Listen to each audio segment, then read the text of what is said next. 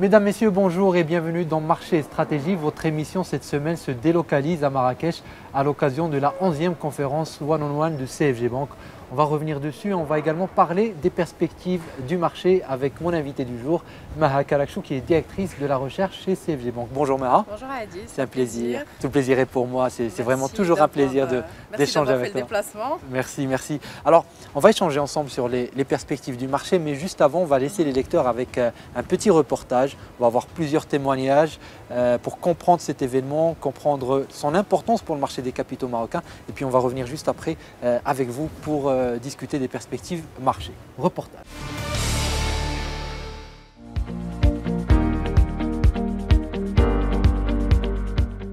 Et de 11 pour la conférence One-on-One de CFG Bank. 11 années que la banque organise cet événement une fois par an pour réunir des sociétés cotées du Maroc et de la région avec autour de la table des investisseurs venus du monde entier. Hamza Belhna, trader au sein de CFG Capital Markets, la filiale de CFG Bank spécialisée dans l'intermédiation boursière et la recherche marché, nous parle de cette édition qui a enregistré un record de participation. Nous sommes ravis d'organiser la 11e édition de notre conférence One-on-One de CFG qui se tient à Marrakech. Cette année, nous sommes fiers d'annoncer une participation de 160 participants, qui est un record jamais atteint depuis le lancement de l'événement depuis 2014. Parmi ces participants, nous comptons plus de 29 émetteurs et 90 investisseurs issus de 15 nationalités différentes, dont notamment le Royaume-Uni, les États-Unis, l'Arabie Saoudite, la France et bien d'autres. Cette conférence arrive dans un moment très important et significatif car malgré les grands défis mondiaux que nous avons connus, notamment le Covid-19, la guerre entre l'Ukraine et la Russie et bien entendu le séisme d'El Haouz, notre économie a été résiliente et montée dans une trajectoire forte grâce notamment à l'exposition sur de nouveaux secteurs, notamment l'aéronautique et l'automobile, mais aussi la reprise du tourisme et bien sûr l'organisation de grands événements mondiaux par le Maroc comme la Coupe du Monde et la Coupe d'Afrique des Nations. Ici, tout est mis en place pour rapprocher le plus possible les entreprises cotées en bourse des investisseurs. Des rencontres en tête-à-tête ou en comité réduit dans des salles spécialement aménagées, comme on le voit ici à l'écran, permettent d'avoir des échanges francs et directs entre ces entreprises et des investisseurs nationaux et internationaux. Aussi, de nombreuses poches de networking sont également programmées tout au long des 48 heures de l'événement. Les entreprises présentes, tout en pleine croissance, sont convaincues que cet événement leur permet de gagner en visibilité auprès d'investisseurs de choix capables d'accompagner leur développement. Ces entreprises sont marocaines mais aussi de toute la région, comme nous le disent les équipes du groupe de santé marocain Acdital ou encore de Sonatel, leader sénégalais des télécommunications. C'est la deuxième participation d'Acdital en cette conférence de CFG. C'est un plaisir pour nous de rencontrer aussi bien des investisseurs nationaux que surtout aussi internationaux, échanger avec eux sur la valeur Acdital, sur les perspectives d'Acdital. C'est l'occasion aussi de rencontrer les autres émetteurs de la place pour enrichir le débat autour du marché, des fluctuations du marché, de la relation entre d'un côté les fluctuations du marché et de l'autre côté les fluctuations de l'activité elle-même. Donc c'est vraiment avec un grand intérêt qu'on participe pour cette deuxième édition. On est arrivé lors de l'introduction en bourse ou lors de la dernière augmentation de capital à attirer pas mal d'investisseurs étrangers intéressés par le secteur de la santé en particulier, qui accompagnent on va dire cette évolution du nouveau secteur de la santé. Donc c'est une bonne chose et des événements pareils ne peuvent être que bénéfiques pour nous pour entretenir cette relation, pour apporter des éclaircissements sur un certain nombre de choses, surtout que ça tombe pile poil avec l'annonce des résultats du S1. Donc c'est une manière aussi de les expliquer et d'expliquer les perspectives d'atterrissage et des guidances de l'activité pour ces investisseurs. Nous sommes ravis de participer à cette 11e conférence organisée par CFG Bank. Et c'est la 10e fois que nous participons à cette réunion-là. Et ce qui montre l'excellente relation que nous avons avec CFG Bank, qui nous met en relation et qui nous met en visibilité, nous Sonatel, auprès de tous les investisseurs partout dans le monde. Donc Sonatel est société cotée en bourse à la Bourse régionale des valeurs mobilières de placement, l'une des premières capitalisations boursières avec d'excellents résultats opérationnels et financiers, un rendement du titre qui est excellent, plus de 8%, et qui est très bon dans le secteur des télécoms. Côté investisseurs, là aussi les enjeux sont importants. La conférence permet de rencontrer un nombre important d'entreprises en un laps de temps réduit. On gagne beaucoup de temps dans l'espace d'une journée, 2 journées. On arrive à rencontrer beaucoup d'émetteurs et c'est très efficace. Aussi, les émetteurs, ils jouent le jeu. Tout le monde est très sérieux et ça, c'est une image très belle pour la bourse marocaine, pour l'économie marocaine. L'économie marocaine, c'est un hub pour les 2 continents, à la fois l'Europe et l'Afrique. Et je pense que ce genre d'événement, il permet de montrer au monde que le Maroc est là et qu'on est prêt pour rendre la bourse de Casablanca une bourse grande à l'image des grandes places à l'international. La One-on-One conférence de CFG Bank a pris de l'ampleur au fil des ans pour atteindre un nouveau record d'affluence en 2024. Elle s'impose désormais comme un rendez-vous incontournable pour les gestionnaires d'actifs désireux de comprendre en détail les opportunités offertes par les entreprises marocaines. Les donneurs d'ordre du secteur cochent désormais systématiquement chaque mois d'octobre une case CFG Bank dans leur agenda. Un peu comme ils le font pour les événements marchés similaires à Londres, à Dubaï ou encore à New York. On l'a vu dans le reportage, beaucoup d'enthousiasme de la part des opérateurs, une participation record des investisseurs à cette 11e édition. Et tout cela se passe, semble-t-il, dans un contexte de marché très favorable.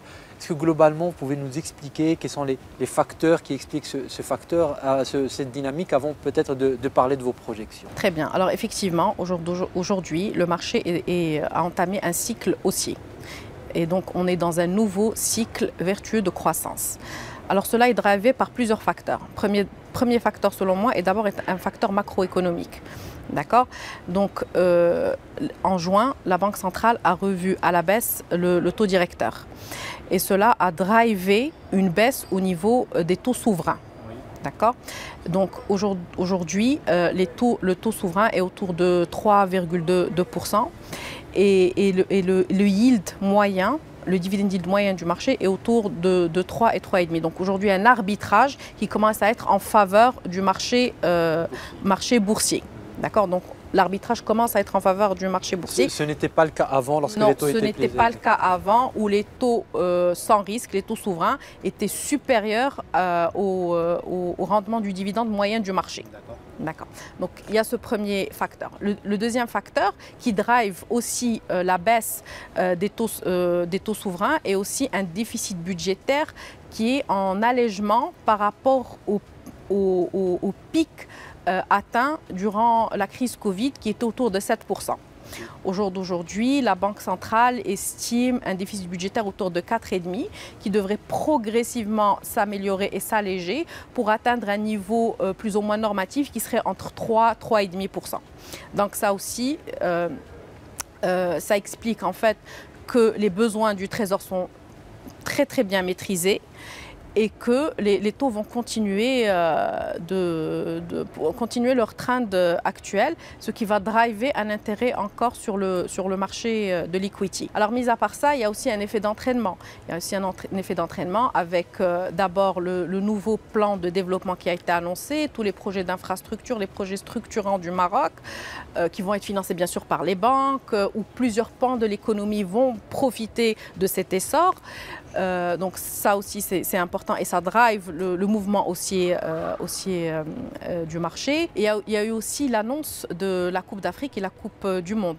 Donc il faut préparer le Maroc pour bien accueillir ces deux événements. Donc il y a pas mal de projets d'investissement voilà, et qui vont profiter encore une fois à plusieurs sociétés cotées à la Bourse de Casablanca. Donc un marché, comme vous l'expliquez, qui est drivé par des éléments macro et des éléments liés donc aux fondamentaux de l'économie marocaine. Alors dans ce contexte, quelles sont les valeurs ou les secteurs qui vous paraissent les plus intéressants? Est-ce qu'on doit avoir une exposition plutôt globale sur le marché? Est-ce qu'on doit faire du stock picking? C'est quoi votre lecture aujourd'hui? Nous, ce qu'on préconise, c'est plutôt un cherry picking. Voilà, aller vers des valeurs cibles, des valeurs de croissance, avec des fondamentaux solides et un pipe qui est déjà identifié. D'accord. Et qui va venir en fait ramener cette croissance sur les années à venir. Par exemple, alors le secteur bancaire. Oui. Le secteur bancaire va venir financer tous les projets structurants du Maroc sur les années à venir. Donc, premier exemple. Deuxième exemple, le secteur de la santé. Avec Agdital, Agdital va profiter d'abord d'un programme d'investissement très soutenu avec l'ouverture de plusieurs cliniques sur les années à venir, de telle sorte à renforcer le maillage sur le territoire national. Et aussi, Agdital devrait également profiter de la généralisation de l'AMO, avec une certaine strate de la population qui ne pouvait pas historiquement fréquenter les cliniques privées, donc notamment les extramédistes, mais qui aujourd'hui, grâce à l'AMO, peuvent venir recevoir des soins dans les structures privées. Donc c'est 11 millions d'habitants, ce qui est significatif.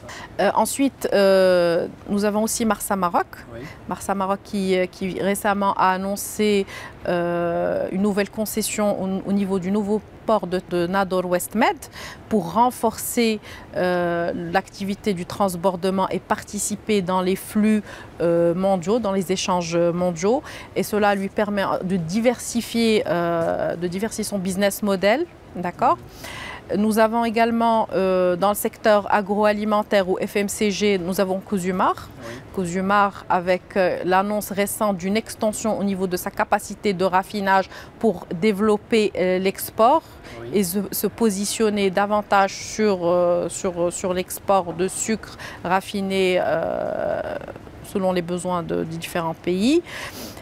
Il y a également Mutandis qui vient d'entreprendre un plan d'investissement important de 1,4 milliard sur les années à venir avec plusieurs acquisitions et qui aujourd'hui va commencer à profiter du cycle d'investissement qu'elle a entrepris. On peut aussi mentionner La Belle Vie qui vient d'annoncer un nouveau plan de croissance avec sa vision 2028 où le groupe prévoit de multiplier par 9 son réseau de magasins. Et bien évidemment le secteur de la construction avec TGCC. TGCC qui est exposé donc à toute cette dynamique BTP. Qui est exposé exactement à toutes ces dynamiques BTP et qui devrait profiter de ce cycle vertueux que le Maroc est en train de vivre. Très bien. Merci beaucoup pour ce tour d'horizon et votre temps. Je sais que l'agenda est chargé. Merci encore une fois d'avoir bien voulu répondre à nos questions.